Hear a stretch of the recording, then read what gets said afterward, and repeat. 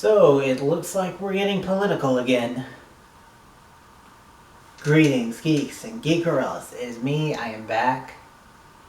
This time for Supergirl. And if you don't know what I'm talking about there, earlier today, you can go check it out. I did a review for the latest episode of Doctor Who, where they talked about Rosa Parks.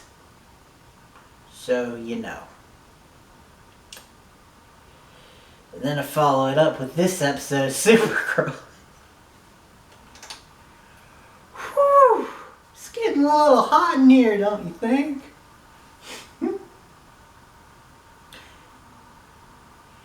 Anyway. This is a good episode.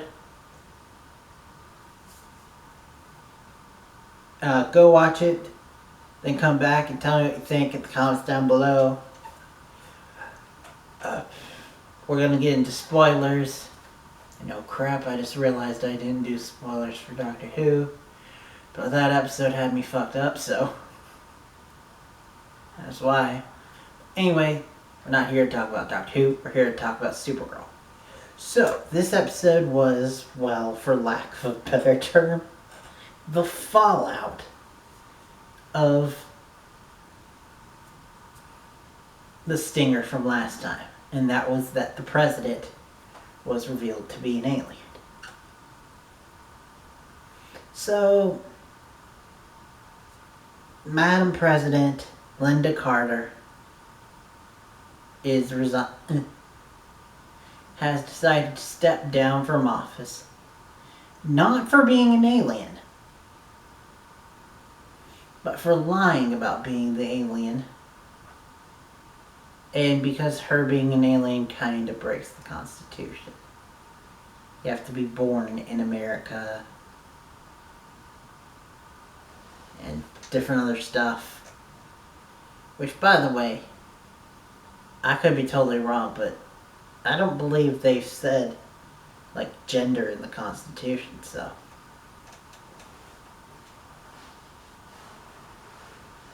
Hopefully someday that can become a reality.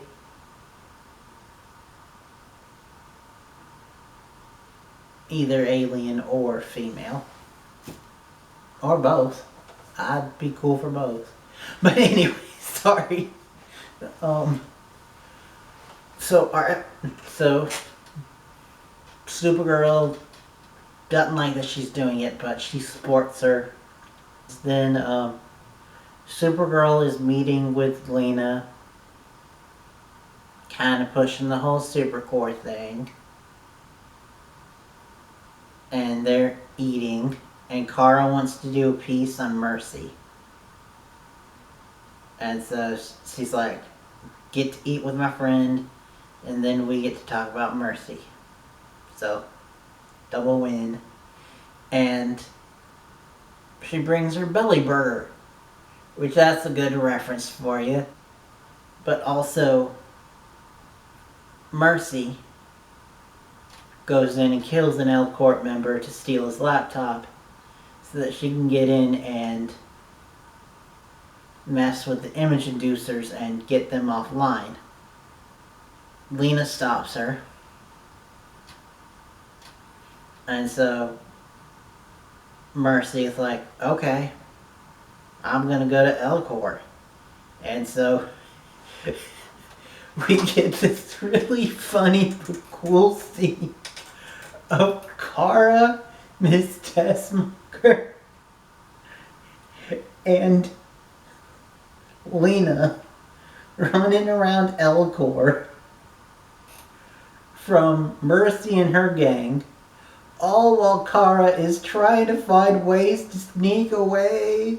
But Lena's like, nope, you're my friend, you're gonna stick with me. And she's like, but I could go hide in a closet. And she's like, no, the safest place is not in the closet, it's with me.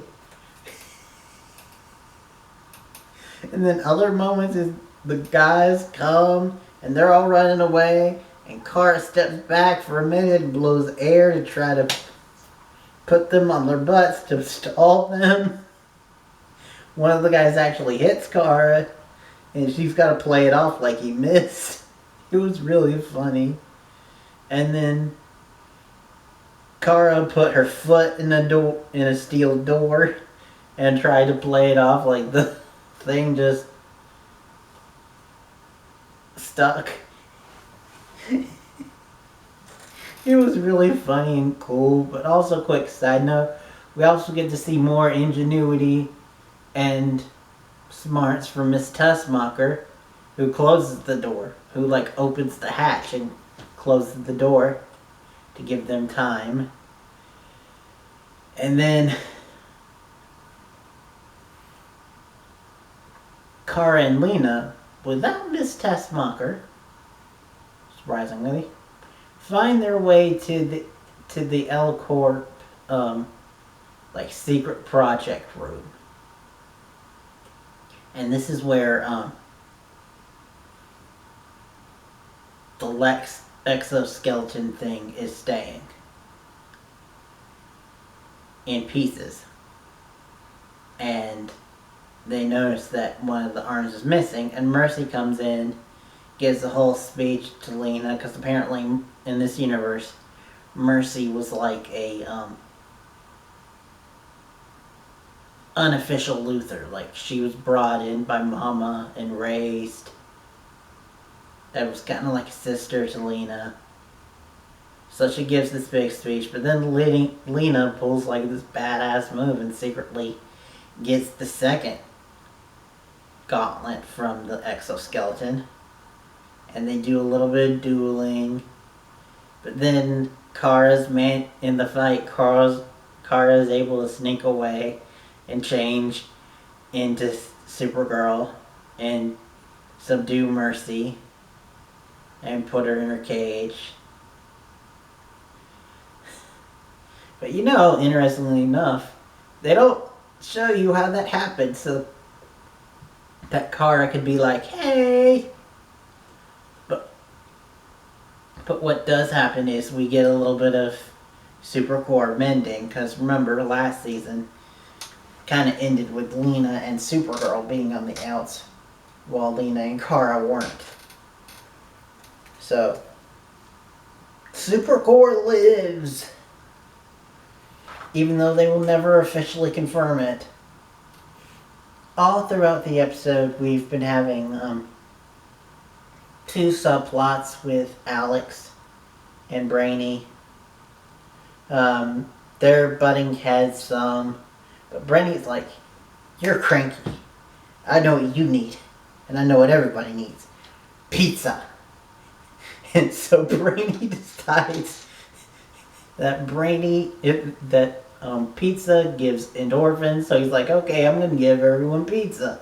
So he goes to his local pizza and coffee joint, where the lovely Nia is there, and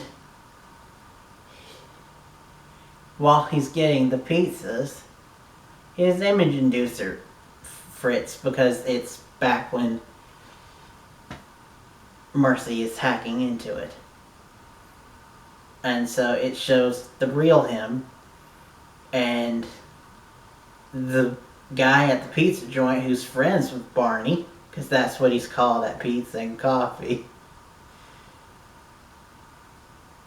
all of a sudden just get really aggressive with him, and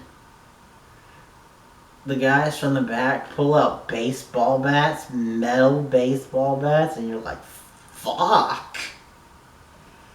But then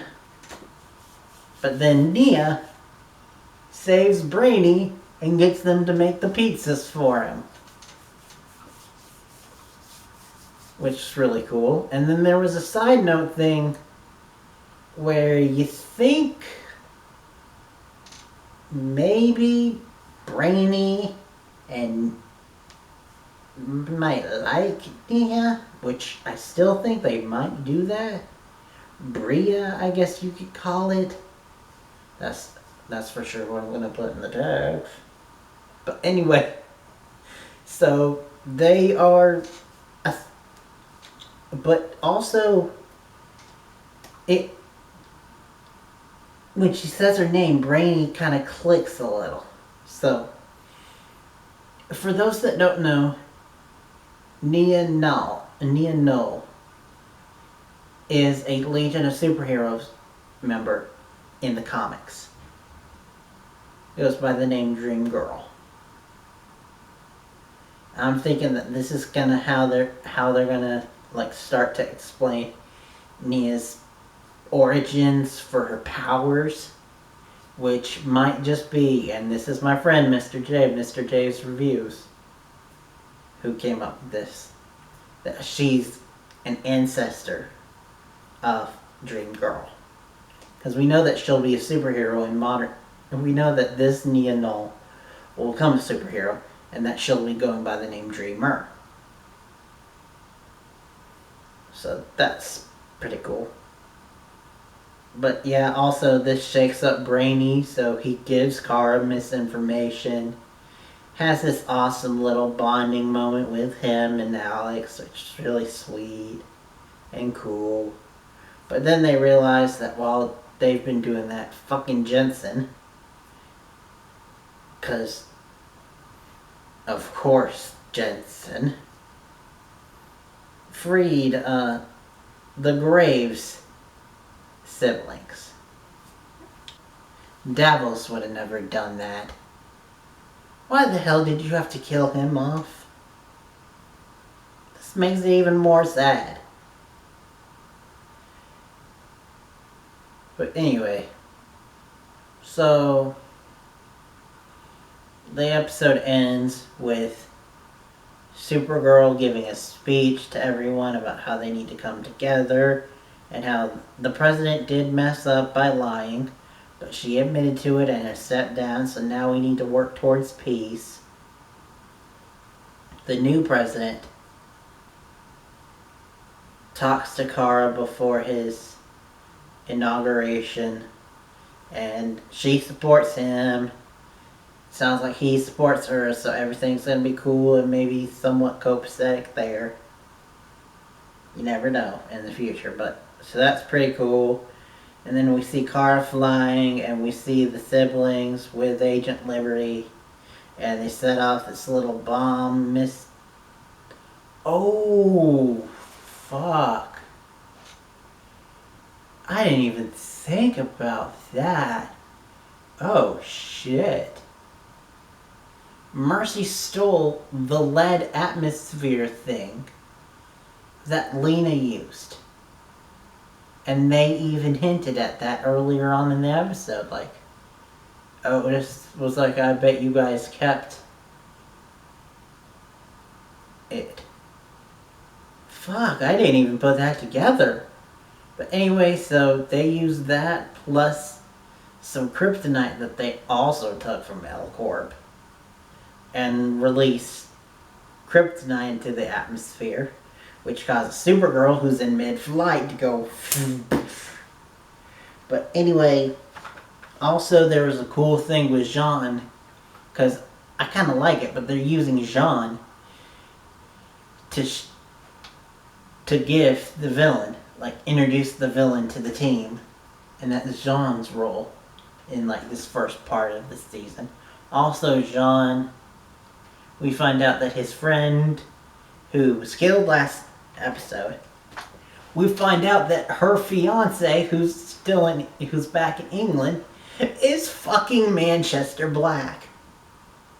So there's gonna be some hell to pay for that with Agent Liberty.